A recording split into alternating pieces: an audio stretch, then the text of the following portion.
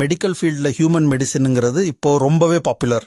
ஹியூமன்னா மனுஷன், மெடிசின்னா மருந்துன்னு எல்லாருக்குமே தெரியும். அது என்ன ஹியூமன் மருந்து? கவலையா இருக்கிறவங்களுக்கு ஆறுதலும் சந்தோஷமும் தர்ற மனுஷங்க தான் ஹியூமன் மெடிசன். என்ன ப்ராப்ளம் இருந்தாலும் கவலை இருந்தாலும் சிலரை பார்த்ததும் டானிக்கு குடிச்ச மாதிரி எனர்ஜி கிடைக்கும்.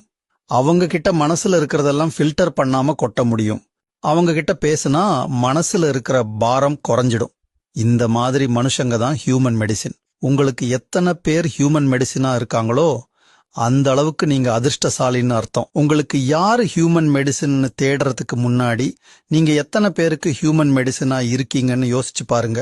ஒரு 4 பேருக்காவது நீங்க ஹியூமன் மெடிசின்னா உங்க லைஃப் ரொம்பவே அர்த்தமுள்ளதா இருக்கும். இப்போ நீங்க ஹியூமன் மெடிசினா இல்லைனாலும் இந்த 5 குணங்களை வளர்த்துட்டா நீங்களும் ஹியூமன் மெடிசினா மாறிட முடியும். மத்தவங்களுக்காக கொஞ்ச நேரம் ஒதுக்க தயாரா இருங்க.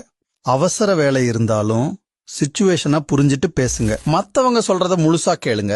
விவாதம், விமர்சனம் எதுவும் பண்ணாதீங்க. யாரோட செயலையும் சரி அல்லது தப்புன்னு ஜட்ஜ் பண்ணாதீங்க. ஒருத்தர் சொல்ற விஷயங்களை எந்த காரணத்துக்காகவும் மத்தவங்க கிட்ட ஷேர் பண்ணாம நம்பிக்கையை காப்பாத்துங்க.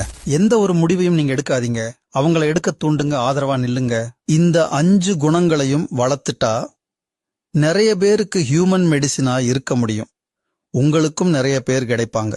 நிறைய ஹியூமன் மெடிசின் இருக்கிறவங்களுக்கு ஸ்ட்ரெஸ், டென்ஷன் நெருங்கவே நெருங்காது. மகிழ்ச்சியுடன் வாழுங்கள்.